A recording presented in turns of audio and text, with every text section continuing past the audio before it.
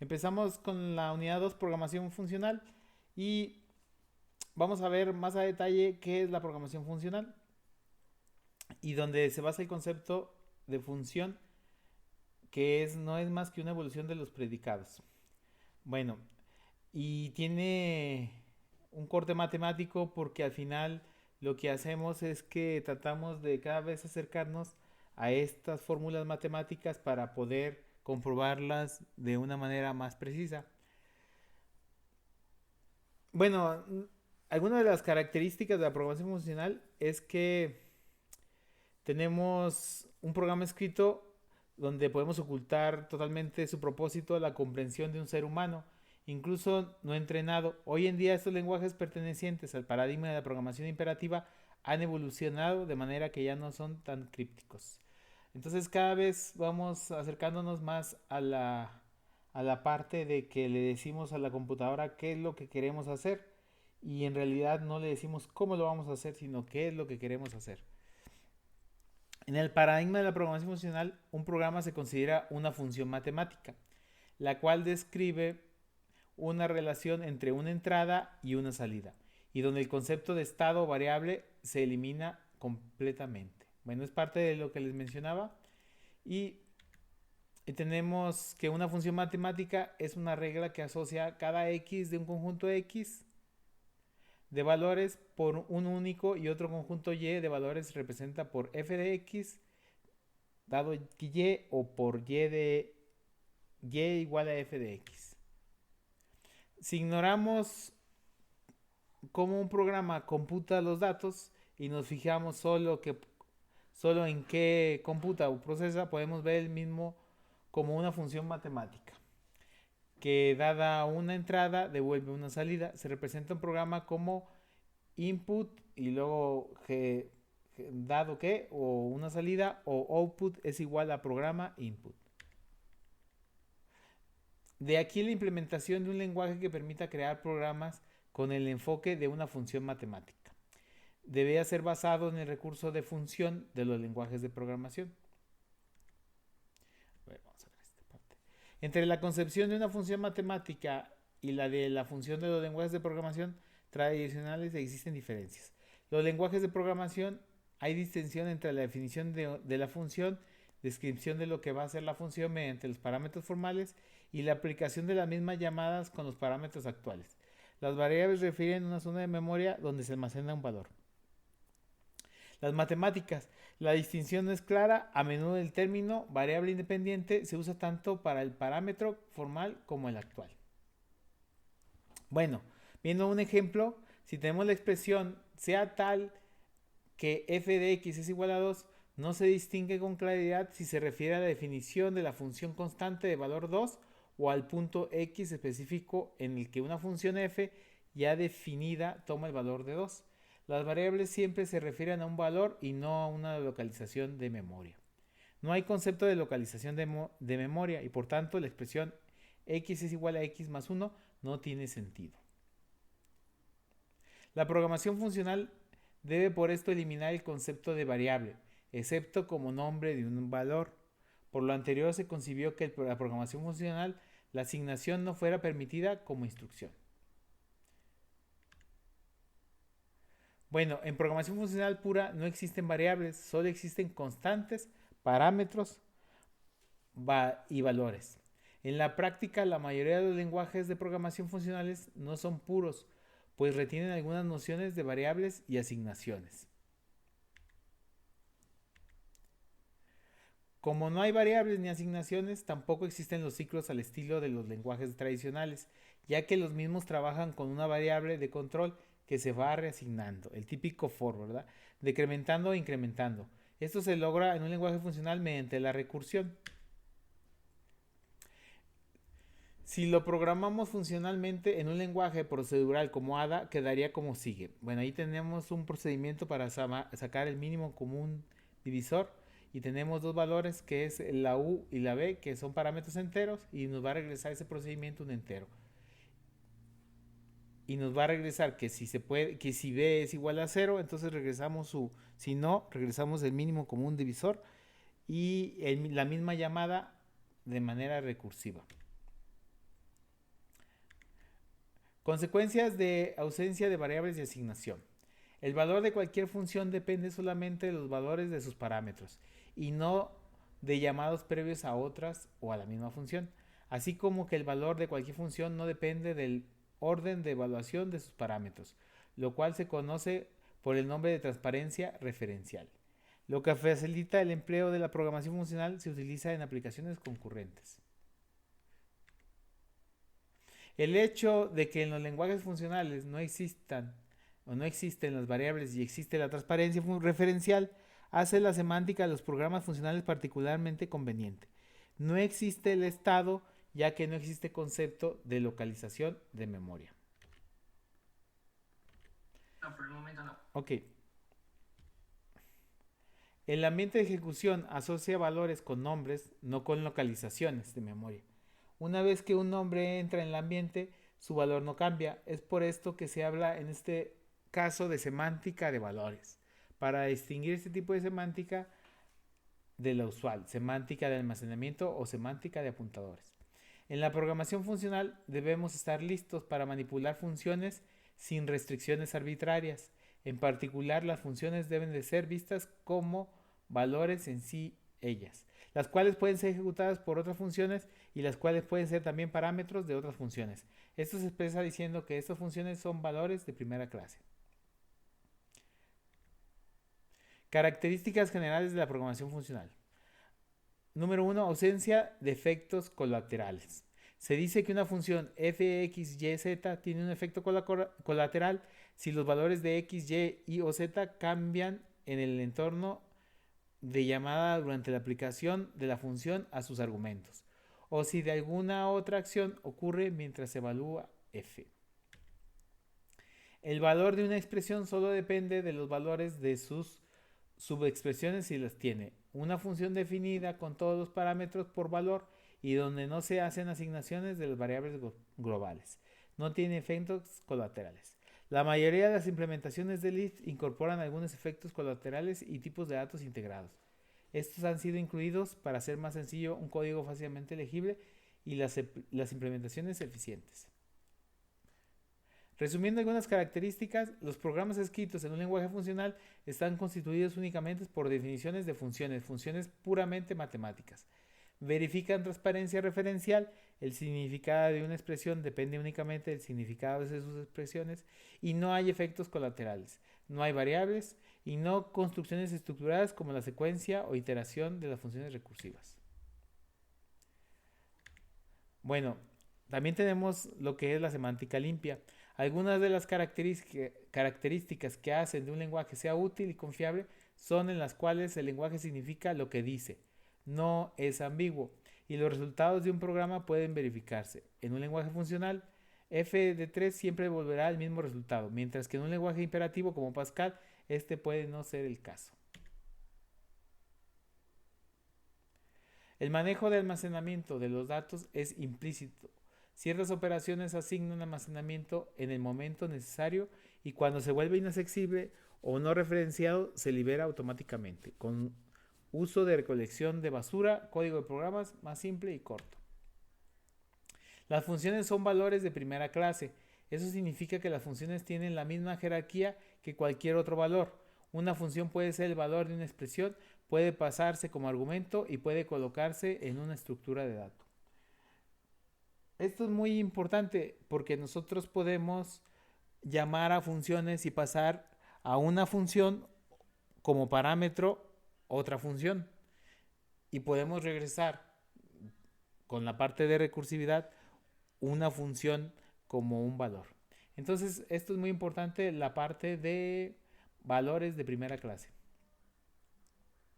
Lenguajes imperativos. Aquí tenemos el lenguaje imperativo. En este caso vemos que tenemos los lenguajes como Fortran, Pascal. Tenemos la sintaxis que normalmente usamos.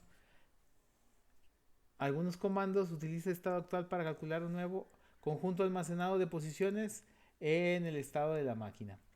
El estilo de programación funcional puede ser usado y lo está haciendo cada vez más en lenguajes imperativos. Por las mismas razones por las cuales el uso de lenguajes funcionales se ha incrementado la simplicidad de la semántica y la resultante claridad de los programas. Esos son algunos lenguajes imperativos como BASIC, Fortran, Perl, Java, C, Pascal, PHP, Python, Pascual en español, dice quién sabe cuál será, Lua y Go. Bueno, algunos como Python incluyen lenguaje de programación funcional, también Java y otros que como Go. El requerimiento básico para programar funcionalmente en cualquier lenguaje es el que él mismo permite la recursión, así como un mecanismo de funciones general y adecuada. Un problema típico en este estilo de programación es el costo de ejecución de los ciclos mediante la recursión. Incluso con los procesadores modernos se reduce sustancialmente la sobrecarga de la llamada a procedimientos. Las implementaciones recursivas son más lentas que las que usan los ciclos estándar. Bueno, una de las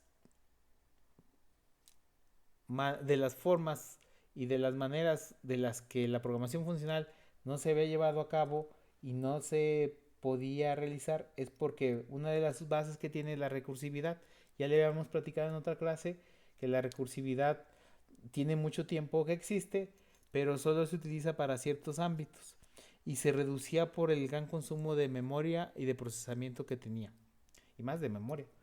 En el caso de las computadoras actuales, pues con la gran cantidad de memoria que tiene, pues este ya no es una limitante, pero sí tiene la limitante en los dispositivos móviles que aunque tienen mucha memoria, pues tienen que estar restringidos a la capacidad que tiene la- el, el dispositivo móvil.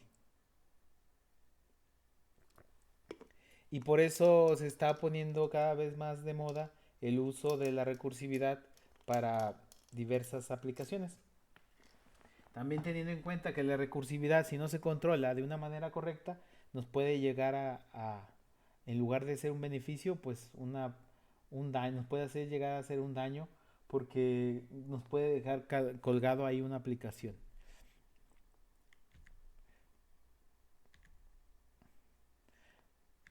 Bueno, tenemos el tipo de datos simples.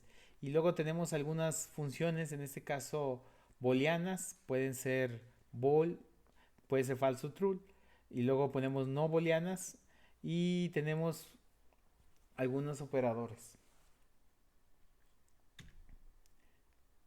Bueno, de tipo caracteres se denotan encerrándolos entre comillas simples, funciones primitivas para procesar caracteres.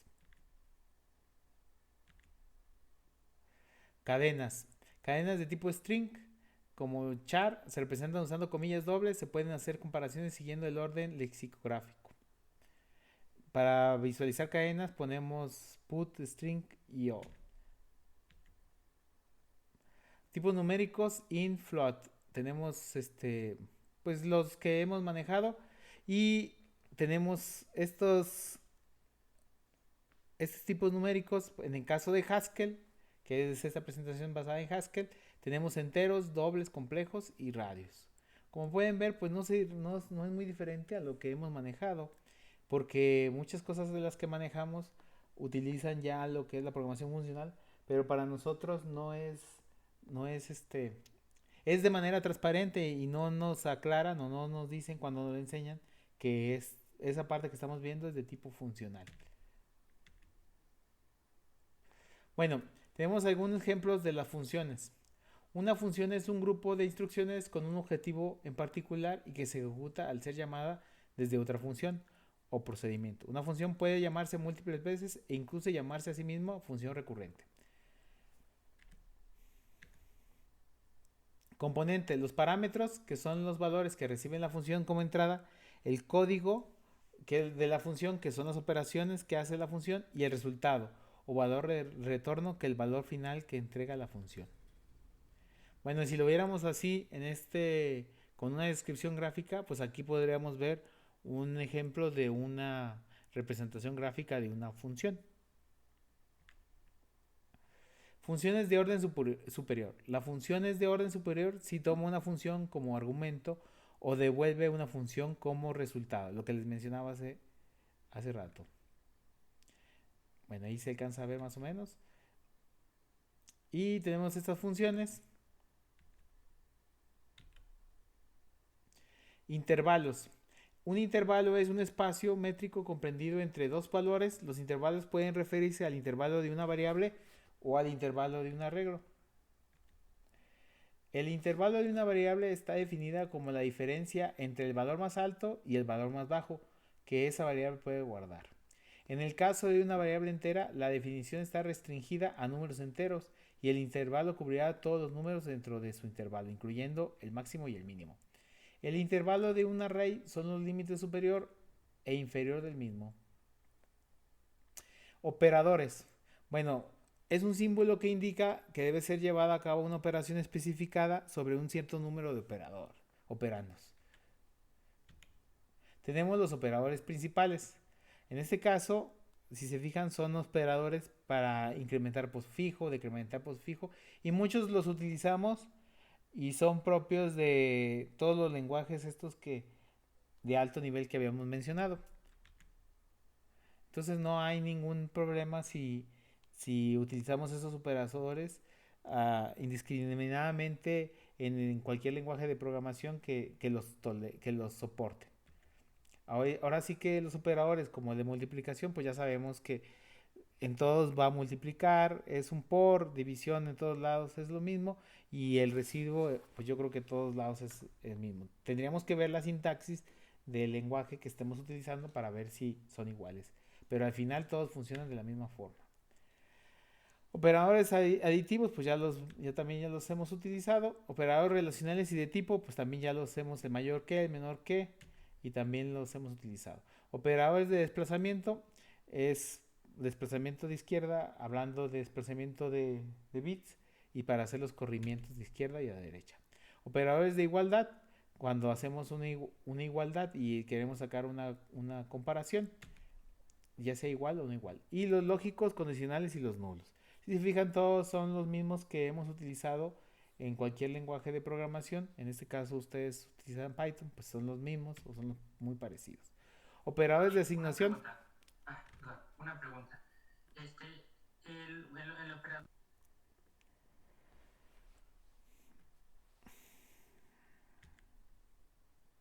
Bueno, los operadores es un símbolo que indica que debe ser llevada a cabo una operación específica sobre un cierto número de operadores, número o función. Como lo vimos ahorita, o sea, está el operador de igualdad y son tres iguales y va checando cada vez más a detalle. Bueno, si ya lo habíamos visto, esto ya lo vimos, es que me salí, ¿verdad? Esto ya lo vimos.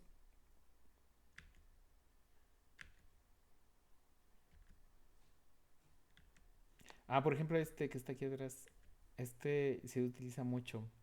Este de condicional, que está al final, en lugar de que ustedes pongan un if, ponen este de condicional y ponen aquí X y ponen la condición este con este, por ejemplo, que sea mayor, menor, que le pones que, por ejemplo, si este es igual, dice, se evalúa si Y, evalúa como Y si X es true. Por ejemplo, si este es verdadero, en este caso, hace X y si no, pues hace falso.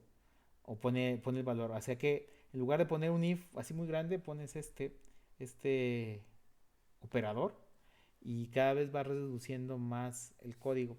Esto es debido a que lo que se trata de buscar es que cada vez te crees menos y con la práctica se van a dar cuenta que los errores que nosotros, la gran mayoría de los errores que cometemos en los lenguajes de programación, pues son de tipo de tecleo.